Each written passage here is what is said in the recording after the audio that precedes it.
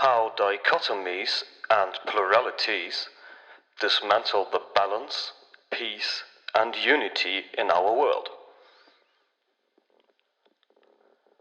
A critical reflection on the tradition and exertion of distinction and division. Before we immerse into the actual topic that is about to be discussed, the speaker would like to invite you to conduct a thought experiment. A mental exercise, so to speak. If the speaker asked you, "Explain to me, what is a dog?" what would you answer? Maybe you would state that a dog is a mammal, something like that, right? If the speaker then would ask you, "Explain to me, what is a mammal then?" you might state that a mammal is an animal, right? If the speaker then asks you to explain what an animal is, what would your answer be? Maybe something like, an animal is a living being that is different to a human being, correct? The speaker then could ask you, "But what is a human being then? Please define it." And if you haven't gotten tired of answering these questions by now, such a discussion and the flow of questions could and probably would be endlessly perpetuated, right? Good. Keep that thought in your head as we are trying to get a little deeper into the actual subject. So we still face the word dog, which stands for a certain type of being or thing that we are trying to define and describe. The word dog comes along with a certain kind of meaning, right? It bears some sort of concept, correct? Something that makes us understand that this being or thing described by the word dog actually is a dog. So the word dog becomes a vocal symbol or a reference to the concept or idea of dog, right? Good. Let us try one more time to define what makes a dog a dog. On the surface, the answer seems to be pretty obvious and simple. A dog is a dog, for it is not a cat, not a human, not a tree, not a stone, and so on, right? But then again, the speaker could ask you, if a dog is a dog, for it is not a cat, and no human, and no tree, and no stone, then explain to me what is a cat, or a human, or a tree, or a stone, so that I can understand what dog actually is. Do you see the mechanism that is working here? No? Then the speaker will try to explain to you what is actually happening within your process of thought. In order to define something or someone, no matter if we're talking about a human being, an animal, a thing, a concept, and so on, man has to make a distinction between all the different beings, things, and concepts that are to be found within the world. Of course, it seems easy to state that we know what a dog is, because most of us grew up seeing real dogs. They even played with dogs. Maybe we were reading books about dogs, looking at pictures of dogs, saw them on television, and so on. But when asked what dog actually is, at some point we are forced to answer by means of distinction before we can even get close to discovering the essence of the concept of dog, don't we? Let us have another look at the issue. A dog is a dog, for it is not a cat. A dog is a dog, for it is not a tree. A dog is a dog, for it is not a car. A dog is a dog, for it is not air. A dog is a dog, for it is not a flower. A dog is a dog, for it is not you.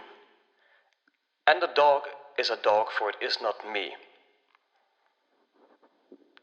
Do you see the separation and distinction exerted between the different concepts? Good. Then you're starting to understand that you are actually not discovering the essence of the concept of dog, but merely different concepts and ideas that are actually defined by being not dog, right? Then you could ask, but I know that a dog is a dog, for it has fur and a wet nose and 4 legs and... Yes, let's stop right here. You are right. Still, how could you explain then what fur is? Or wet? Or the number 4? And then you might answer, fur is fur, for it is not scales, or not chitin. Wet is wet, for it is not dry. And 4 is 4, because it is neither 1, nor 2, nor 3, nor 5, nor 6, nor 10, nor 100, nor 1,000. And again, you are right. But let the speaker ask you one more time. Are you seeing the pattern here? Do you see the mental process taking place? All of your findings aren't actually findings of what it is, but of what it is not. Right? If you do not agree with the speaker so far, he would like to invite you to conduct another thought experiment. Invite you to meditate and reflect on the following questions. What is red? How would you describe red? How would you try to explain to somebody what red actually is?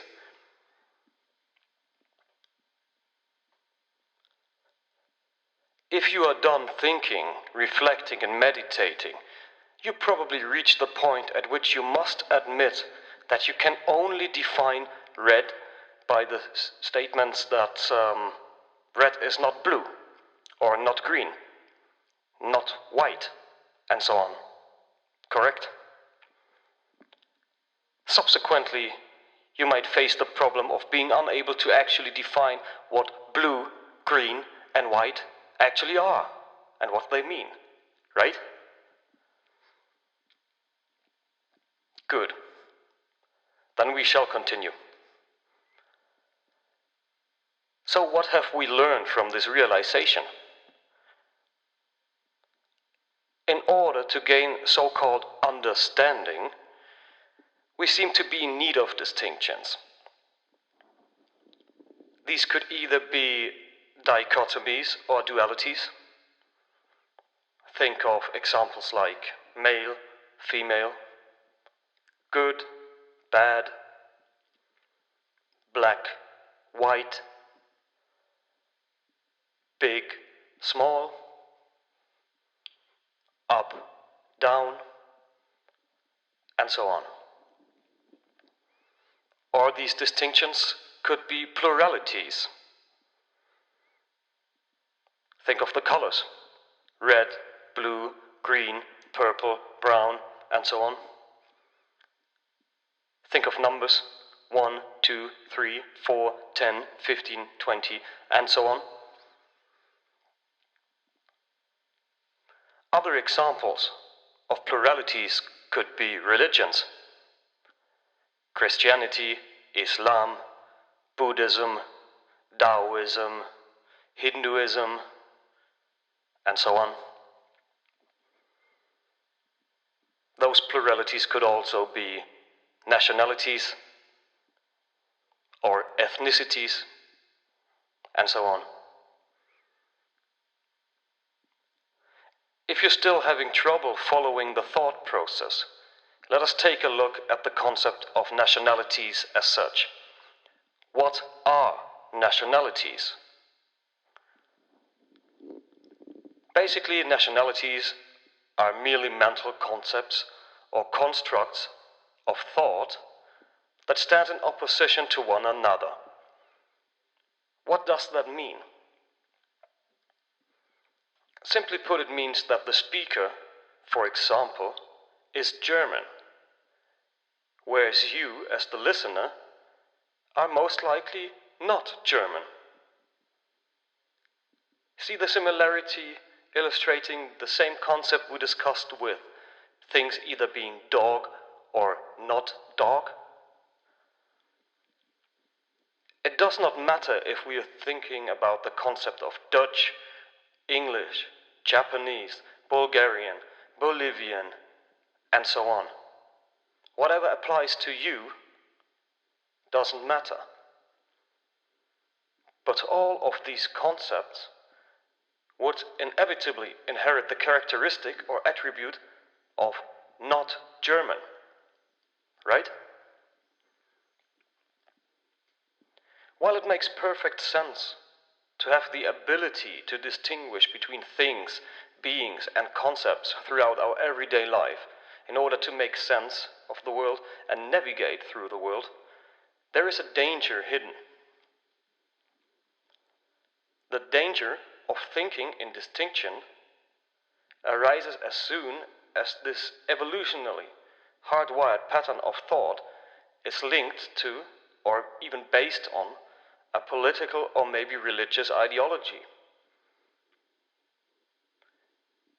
This program in our head, which is thinking in terms of division, can easily turn into a threat towards equality, compassion, and hence genuine peace. Think of it. It is the very thinking in terms of divisions and dichotomies, such as German and not German, that actually has awoken and perpetuated horrible events in human history, such as World War II, the Holocaust, political suppression, and much more. Other dichotomies, such as believer versus infidel, have led to the Crusades, and they are still perpetuating the jihad in our modern world, in contemporary times. The list of fitting examples is endless once one starts to reflect about the issue, isn't it? Look at your parliament, left wing versus right wing. Look at the news, citizens versus refugees. Think of domestic violence, husband versus wife, and so on. So much of our contemporary global destabilization we experience, so much violence, hatred, and war originates in the same and ever-repeating cognitive error. The human tradition of conceptual and therefore dividing thought. Now that you have understood this error, it is up to you to correct this error in your very own being. It is up to you to ignite the spark that brings about the necessary changes we so desperately need.